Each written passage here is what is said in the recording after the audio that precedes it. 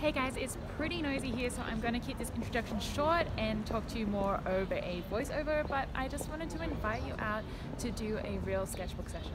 Now, a lot of things here on YouTube when it comes to sketchbooks are really beautiful, pristine, finished pieces of art which happen to be in a sketchbook.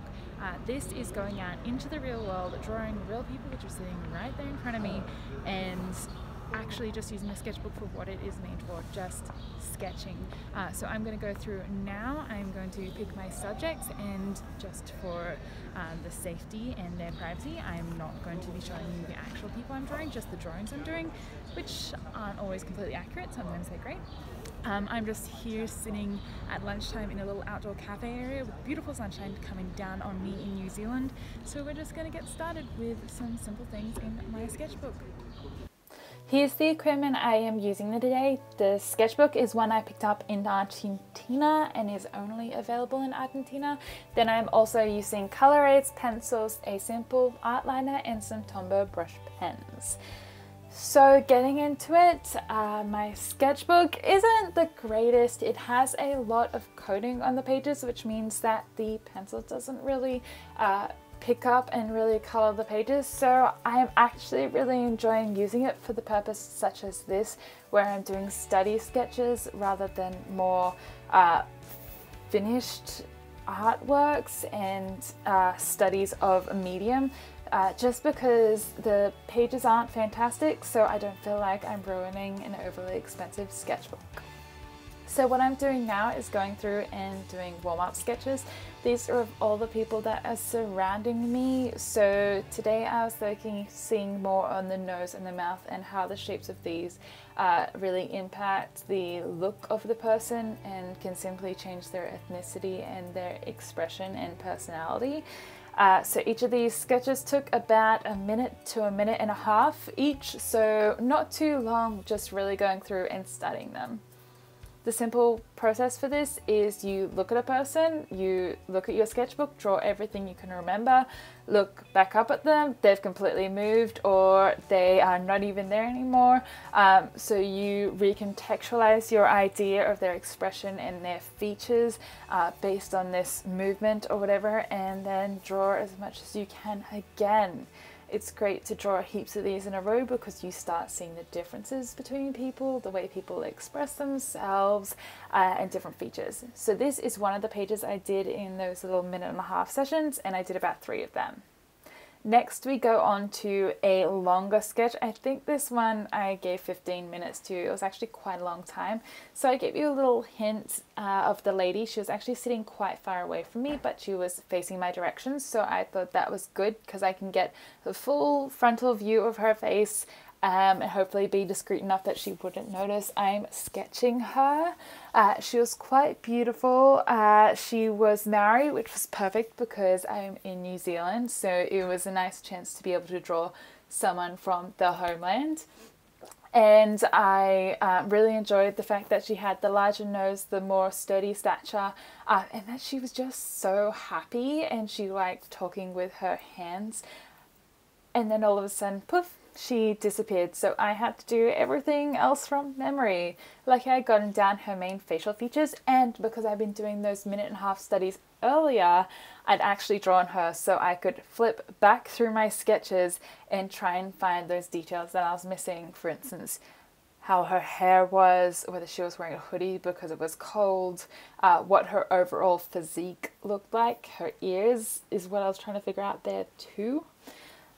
So I flipped back and forth a couple times to see that little tiny sketch I had of her opening her bottle, which was very fast because opening a bottle doesn't take very long, and I kind of filled it out. As I said, she loved talking with her hands, so I wanted to bring them back into focus, and she had them very close to her face. I loved that her hands were so soft, like there was no hard edges, her knuckles weren't delineated, so I was really having fun trying to express that in a character, because normally I draw very almost more masculine looking hands, so it was a nice change. These studies are always great because going out and about, you never know what your reference is going to be, and you end up drawing things that you didn't expect and practicing things that you wouldn't think to practice, and it makes you a more rounded artist.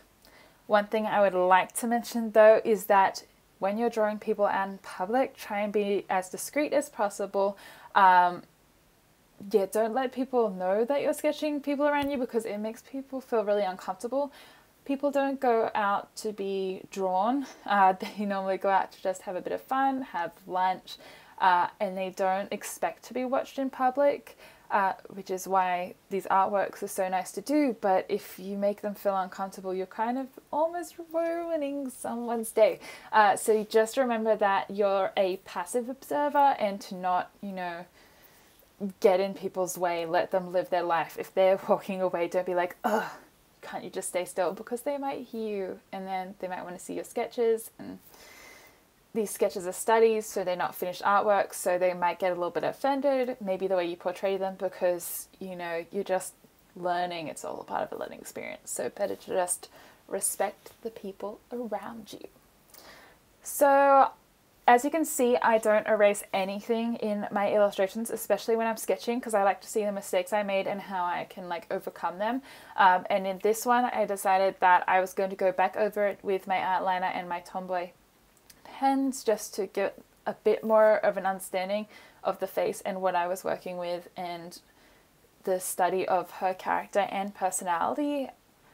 So that's what I'm doing right here. I'm going through and adding details, making it a bit more stylized. As I said, she walked away by this point, and really just defining what I already had there. And then I went in and I did some shading, and I really enjoyed this process. I wanted to emphasize the difference in pigment that I could remember. I know she had darker lips and she was quite tan and the sun was really bright, so any shadows were harsh, which was great because I had quite a dark grey marker. Also, she had dark hair and a dark shirt on, so I tried to replicate that when I was doing this quick sketch. I said nothing's perfect, and at the start of the video I said they don't always turn out great, and they don't, and that's the beauty of sketching. Nothing has to be perfect, it's just for yourself.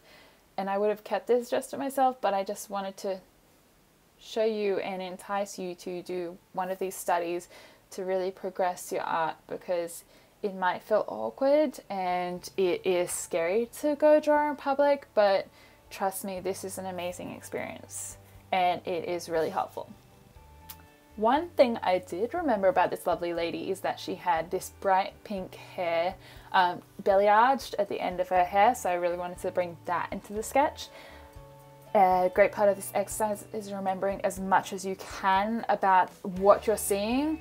If you're afraid to kind of go outside and start this off, a great idea would be just looking at photos you have on your phone, look at the photo for 2 minutes, put it away, trying to replicate it.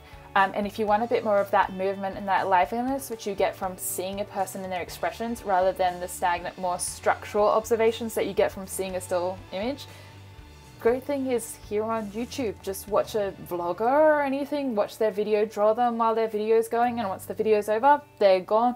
Close the lid of your computer or your phone and just keep going away. And that's a great experiment and experience if you're uncomfortable going out in public drawing, especially because vloggers put their images out there for everyone to see, so it's less awkward because they're expecting people to be watching them. But yeah, so this is the final illustration. I really hope that you guys liked it and the entire process. If you did and you want to see more videos like this, please just give me a thumbs up and a comment. Also, let me know if you do something like this yourself, because I'd love to talk to artists about their experiences, and I really think that this people watching technique is great for your sketchbook. So if you like it, like, subscribe, and I'll catch you in the next video.